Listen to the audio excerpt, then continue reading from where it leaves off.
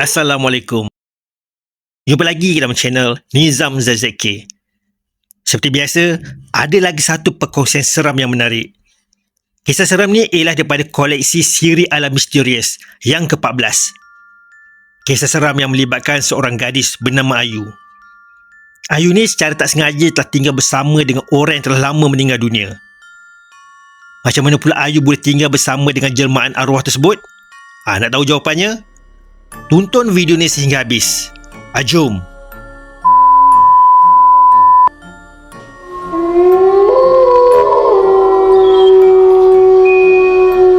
Kisah ni berlaku pada tahun 1990-an.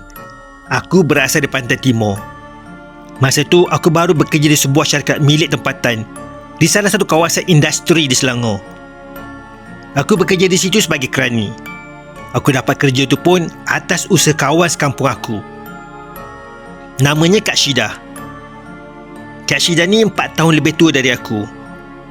Dia berjawatan agak tinggi juga di situ. Dia masih bujang, tapi dah ada rumah sendiri. Rumah tu dia beli melalui lelongan. Rumah lelong ni harganya lebih murah. Tapi difahamkan, rumah tu dah lama tak berpenghuni. Katanya lebih 3 tahun terbiar. Hinggalah Kak Syida ni berjaya beli rumah lelong tersebut. Pada masa mula bekerja tu, aku tinggal bersama dengan Kak Syida di rumah sewa milik syarikat kami bekerja. Syarikat tu juga ada sediakan van pekerja. Kiranya banyak juga duit gaji yang dapat disimpan setiap bulan. Rumah yang dibeli Kak Syida tu masih dalam proses ubah suai sebab ada banyak juga kerosakan. Maklumlah, dah 3 tahun rumah tu terbiar kosong. Akhirnya lebih kurang sebulan selepas tu, aku dan Kak Syida berpindah masuk ke rumah baru tersebut. Rumah tu jenis teres setingkat, 3 bilik tidur dan 2 bilik air. Aku perasan kawasan perumahan tu agak kurang terjaga dan banyak juga rumah yang kosong dan terbiar. Kiri dan kanan rumah kami tu tak berpenghuni. Yang aku pasti, di lorong kami tu juga ada lebih 8 unit yang kosong. Aku pun tak pasti kenapa orang tak berminat tinggal di kawasan perumahan tu. Pada malam pertama tu, aku mula rasa tak sedap hati. Selepas maghrib, sedang aku menonton TV, tiba-tiba aku ternampak kelibat hitam melintas depan aku. Hampir luruh jantung aku dibuatnya. Kak Syida yang berada tak jauh dari aku berpaling ke arah aku. "Kenapa Ayu? Macam nampak hantu je." Tadi Ayu yang nampak kelibat hitam lalu sepantas kilat depan Ayu. Besar dan berbulu.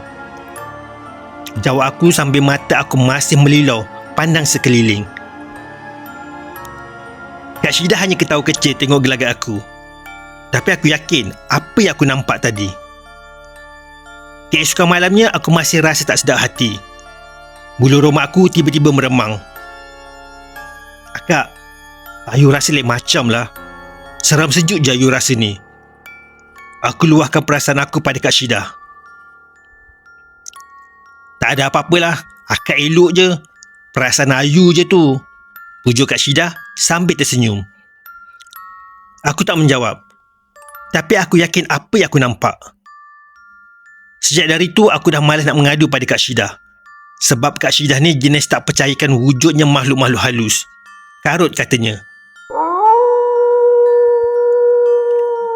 2 minggu selepas berpindah, aku perasan hampir setiap malam bulu roma aku meremang. Aku kerap terdengar suara perempuan sedang bercakap. Ada masanya suara bergaduh dan kadang-kadang suara sedang menangis. Lewat malam pula, aku sering dengar bunyi-bunyi yang pelik. Bunyi seperti orang sedang memasak di dapur, mandi di bilik air dan macam-macam lagi. Aku rasa macam tak sanggup untuk terus tinggal di situ. Tapi kesian pula kat Kak Syida.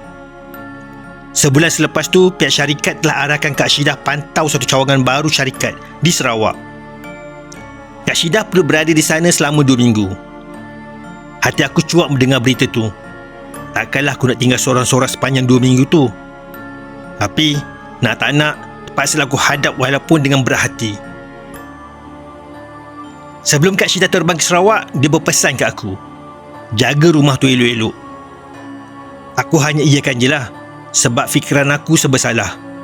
Rasa macam tak sanggup untuk tinggal seorang-seorang selama 2 minggu tu. 2 hari selepas pembagian Kak Syida, aku terima tetamu yang tak disangka-sangka. Selepas aku solat isyak, tiba-tiba pintu rumah diketuk. Hati aku berdebar-debar. Siapa pula yang datang malam-malam buta ni? Aku gagahkan diri. Bila aku buka pintu, di hadapan aku seorang perempuan berusia anggaran 30-an. Ini rumah Kak Syida kan? Tanya ringkas. Ya betul. Akak siapa ya? Tanya aku hairan. Akak Kamilah. Tapi panggil je Kak Milah. Akak ni sepupu Syida. Dia suruh akak datang ke sini temankan Ayu. Terang Kak Milah sampai matanya liar memandang sekeliling. Aku tak kenal pula sepupu Kak Syida ni, walaupun kami tinggal sekampung. Oh ya ke? Masuklah. Kak Syida tak bagi tahu pun yang akak akan temankan Ayu. Balas aku gembira. Lega rasanya ada peneman di rumah. Tak perlulah aku tinggal sorang-sorang. Dia lupa nak beritahu lah tu. Akak pun tak buat apa-apa sekarang ni. Tapi akak akan hanya ada di rumah waktu malam je. Siang akak ada urusan lain. Terang Kak Milah panjang lebar. Aku segera bawa Kak Milah ke bilik Kak Syida. Sebab bilik ketiga tu tak ada katil. Takkanlah nak biarkan Kak Milah tidur atas lantai. Aku pula tak dapat nak hubungi Kak Syida, sebab pejabat baru tu belum ada kemudahan telefon. Lagipun handphone belum wujud lagi pada masa tu. Cuma yang aku pelik, Kak Milah ni hanya bawa satu beg sandang je. Mungkin dia malas nak bawa baju banyak-banyak kot, fikir aku. Kira-kira pukul 11 malam, aku rasa mengantuk sangat. Aku terus masuk ke bilik. Sedang aku nak lelapkan mata, tiba-tiba aku terhidu bau kapur barus. Bau tu semakin lama semakin kuat. Bulu roma aku terus meremang. Aku terus berselubung dengan selimut. Malam tu aku tidur dalam ketakutan. Sesekali aku terdengar sayup-sayup bunyi burung hantu. Memang betul-betul menduga perasaan aku pada masa tu. Keesokan paginya sebelum aku pergi kerja, aku ketuklah pintu bilik Kak Milah. Aku nak beritahu Kak Milah yang aku nak pergi kerja. Tapi tak ada jawapan. Aku buka pintu bilik Kak Milah perlahan-lahan. Bilik tu kosong. Oh, mungkin Kak Milah dah keluar awal kot, fikir aku lagi. Seperti biasa, aku akan sampai ke rumah hampir pukul 6 petang. Dan aku perasan Kak Milah hanya akan keluar dari biliknya selepas 7:30 malam. Aku pernah tanya Kak Milah dia ke mana pada siang hari, tapi jawapan yang diberikan agak kurang puaskan hati aku. Seolah-olah dia cuba mengelak bila dia ajukan soalan tersebut. Kalau tak silap aku, pada hari ketiga, aku terdengar suara Kak Milah menangis teresak-esak dalam biliknya.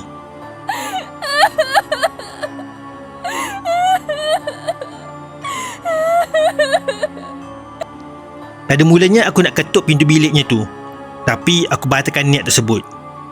Aku mula rasa curiga dengan Kak Milah ni. Macam ada sesuatu yang tak kena, tapi aku tak pasti. Malam tu semasa aku nak lelapkan mata, tiba-tiba aku terhidu pula bau asap kemenyan. Sekali lagi, bulu roma aku meremang. Dan aku terdengar suara Kak Milah menangis dengan lebih kuat. Nampaknya fikiran aku semakin kusut dengan kehadiran Kak Milah di rumah tersebut. Sepatutnya dengan adanya Kak Milah, bolehlah kurangkan rasa takut aku tu. Tapi sebaliknya yang berlaku. Aku jadi semakin takut dan rasa tak selesa. Pada hari Sabtu minggu tu, aku bangun lewat dari biasa. Dan aku tak nampak pun kelibat Kak Milah. Aku abaikan je. Malas nak ambil tahu. Aku tak tahu mana perginya dia. Yang aku tahu, dia akan muncul selepas 7:30 malam. Disebabkan hari tu aku cuti, jadi aku cuba perhatikan bila dia akan balik ke rumah. Aku kunci pintu rumah, supaya bila dia balik, dia pasti akan ketuk pintu, sebab dia tak pegang kunci. Sengaja aku buat begitu, dengan niat aku nak tahu waktu bila dia balik. Aku sempat tengok biliknya. Kemas, tak terusik. Beg sandang Kak Milah pun tak ada di bilik tu. Mungkin dia bawa bersama kot, fikir aku. Kira-kira pukul 6:30 petang tu, aku dah duduk di ruang tamu menonton TV. Sengaja aku nak tunggu Kak Milah balik.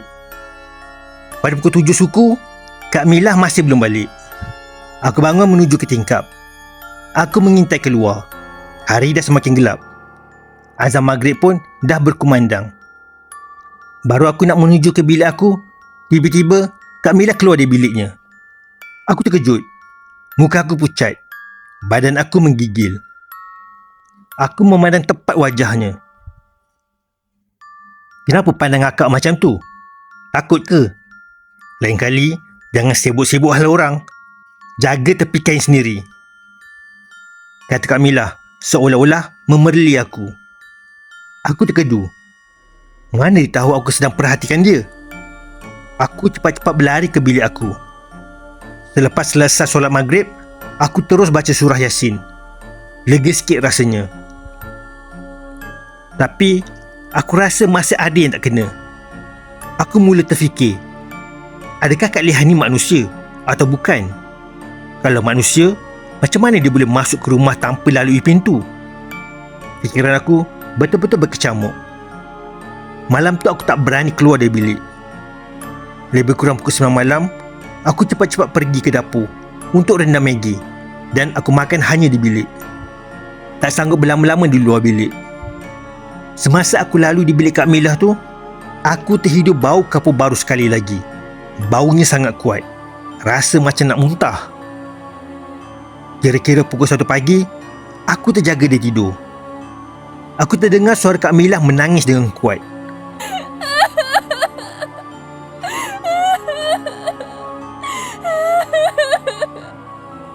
Aku takut nak masuk campur. Lepas tu aku dengar seperti barang-barang dalam bilik tu dicampak ke dinding dan lantai. Sudah, rosaklah bilik Kak Syida, fikir aku ketakutan. Apa yang perlu aku buat? Bunyi-bunyi itu berlarutan hampir sejam. Lebih kurang pukul 2 pagi barulah keadaan senyap sunyi. Tiba-tiba terdengar suara Kak Milah menjerit dengan kuat. Dan kemudian senyap semula. Aku terkejut. Ya Allah, apa sebenarnya yang berlaku? Nak tak nak, aku perlu keluar dari bilik aku. Aku dah terfikir mesti perkara yang buruk telah berlaku kepada Kak Milah. Aku terus meluru ke biliknya. Aku ketuk pintu bilik Kak Milah berkali-kali. Senyap, tak ada jawapan. Dengan perlahan-lahan, aku menolak daun pintu.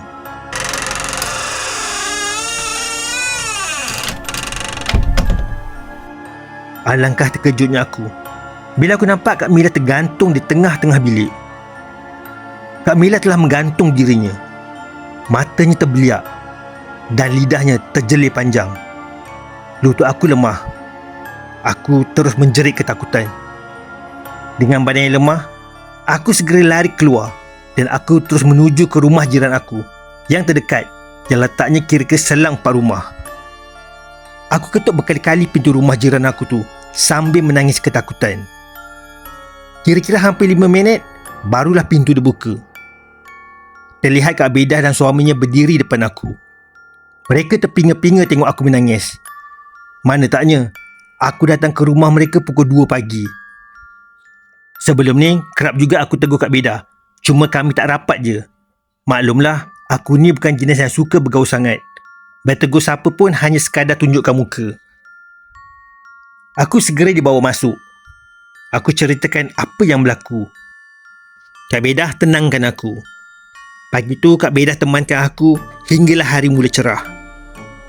Lebih kurang pukul 8 pagi, dengan ditemani Kak Bedah dan suaminya, kami menuju ke bilik Kak Syida untuk tengok keadaan Kak Milah. Alangkah terkejutnya aku sebab bilik tu kosong. Mana perginya mayat Kak Milah? Pagi tu kecoh satu taman. Tak lama kemudian datang seorang pakcik yang dah lama menetap di situ. Katanya sebelum tu memang ada kes bunuh diri di rumah tersebut. Seorang perempuan bernama Kamila, dan kejadian tu dah berlaku lebih 5 tahun. Terkejut aku mendengarnya. Dikatakan Kak Milah menggantungkan diri selepas kecewa ditinggalkan oleh suaminya. Selepas tu, rumah tu terbiar kosong hinggalah akhirnya dilelong oleh pihak bank. Jadi, selama hampir seminggu tu aku tinggal dengan siapa? Adakah itu puaka Kak Milah?